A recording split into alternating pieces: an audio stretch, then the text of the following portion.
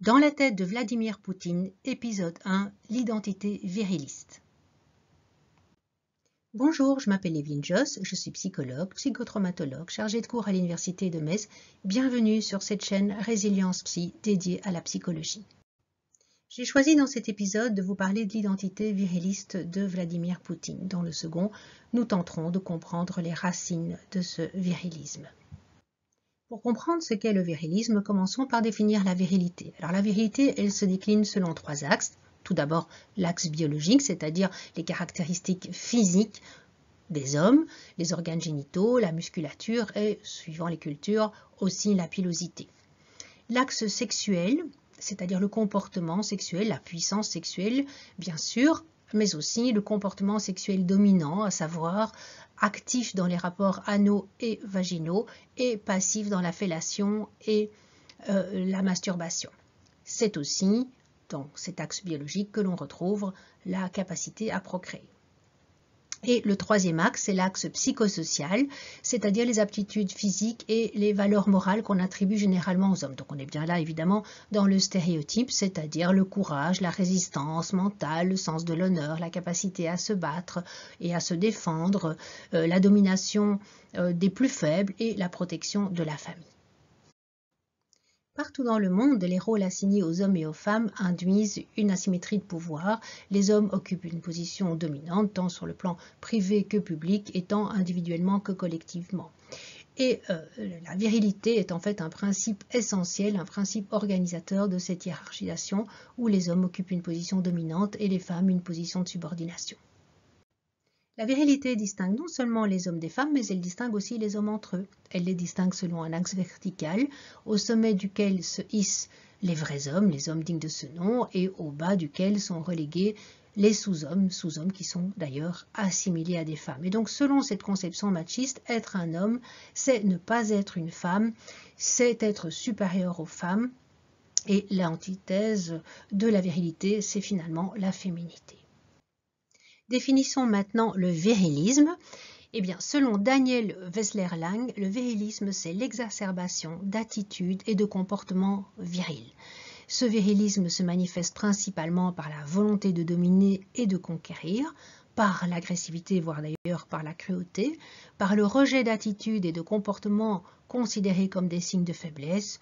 Pensons par exemple à la pitié, la compassion, l'indulgence, les sentiments tendres, les sentiments amoureux, ainsi que par le culte des caractéristiques extérieures de masculinité, bien sûr qui peuvent varier selon les cultures, souvent musculation du corps, cheveux courts ou rasés, tatouages, tenues vestimentaires, nombreuses conquêtes féminines ou grandes activités sexuelles, activités de loisirs dangereuses ou nécessitant de la force et de la résistance physique. Le virilisme va conduire à la rigidification des définitions de ce que signifie être un homme, de ce qui importe pour le devenir et pour le rester. Et cette virilité totalisante va également engendrer une surenchère des marqueurs de virilité, c'est-à-dire l'exacerbation des marques extérieures de virilité comme le comportement dominant, le machisme, la musculation, les sports qui nécessitent du courage ou de la force. L'identité viriliste de Vladimir Poutine, elle va se marquer dans son iconographie, c'est-à-dire dans l'image qu'il va véhiculer de lui-même. Nul n'ignore qu'il est un grand sportif, il est ceinture noire de judo 8e dan, et là nous le voyons dans une prise de judo. C'est une manière de dire qu'il est fort et qu'il est en bonne santé. Dans cette photo, on le voit nageant, en plein effort physique, là aussi. Le corps est mis en évidence dans sa bonne santé et dans sa force. Sur cette photo, nous voyons Vladimir Poutine en train de pêcher, le torse nu et le pantalon militaire avec ce qu'on peut deviner être un couteau ou un poignard du côté droit. Donc là aussi, nous avons une image très virile de cet homme. Sur cette photo, nous voyons Vladimir Poutine chevauchant un cheval dans la steppe, le torse nu, pantalon militaire. Là, nous avons l'homme sauvage, le torse nu comme un Apollon grec. Sur cette photo, nous voyons Vladimir Poutine équipé de son fusil. On est bien là dans une image de mâle alpha. Sur cette photo, on voit Vladimir Poutine dans le cockpit d'un avion, un bombardier d'eau. Et là aussi, c'est évidemment une activité qui est réservée principalement aux hommes. Sur cette photo, c'est en fait un cliché truqué, mais qui révèle de façon caricaturale l'élément principal de la communication du maître du Kremlin, à savoir la virilité du culte du corps et d'activités qui répondent aux stéréotypes masculins, puisqu'on le voit ici chevaucher un ours. Nous avons vu que Vladimir Poutine laisse voir une image viriliste de lui-même à travers ses mises en scène photographiques. Cette attitude viriliste, cette identité, on la retrouve aussi dans sa position en politique. Dans une perspective viriliste, les hommes doivent être capables d'affirmer leur masculinité sous peine de passer pour des femmelets, des équivalents féminins, et donc de perdre leur honneur. Chacun dans ces milieux gagne sa place en se mesurant aux autres. Les hommes doivent prouver leur puissance à eux-mêmes d'abord, mais aussi à leurs compagnons et bien sûr à leurs adversaires. C'est essentiel pour confirmer leur appartenance à un groupe dominant et de défendre évidemment leur place au sein de ce groupe dominant. Face à la provocation, face à l'intimidation, en fait, il n'y a pas d'issue. En fait, il n'y en a qu'une, c'est-à-dire se battre, prouver son honneur, prouver qu'on est un homme. L'enjeu porte sur l'exercice du pouvoir.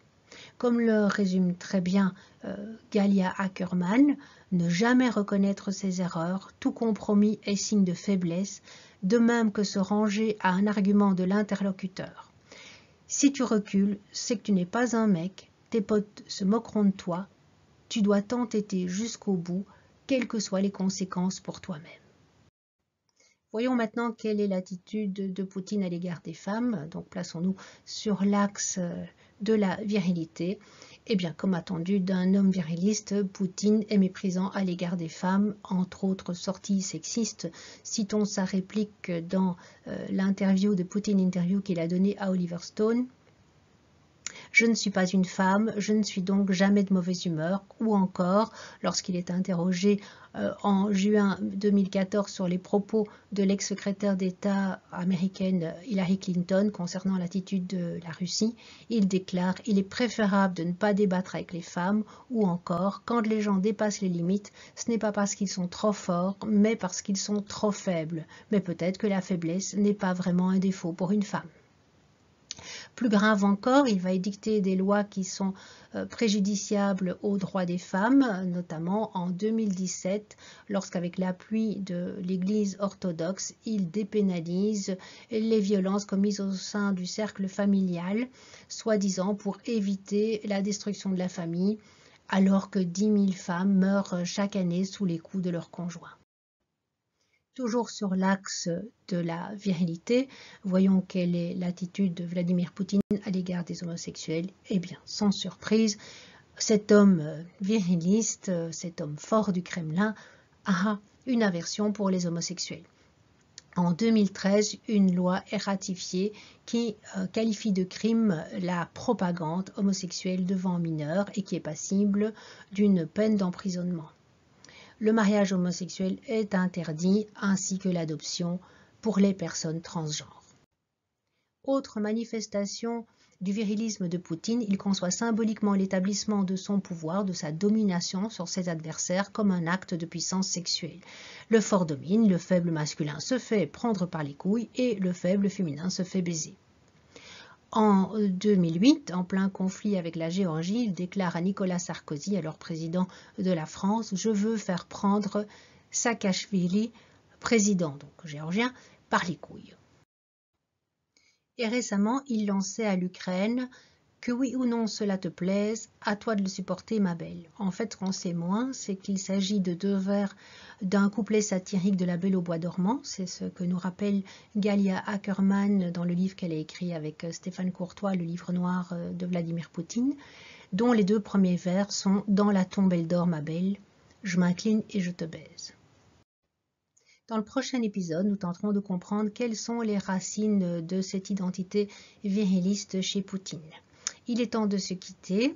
Je vous remercie pour votre écoute. Pensez à vous abonner à la chaîne Résilience Psy et à cliquer sur la petite cloche, l'icône en haut à droite de votre écran pour être tenu au courant des dernières mises à jour. Au revoir.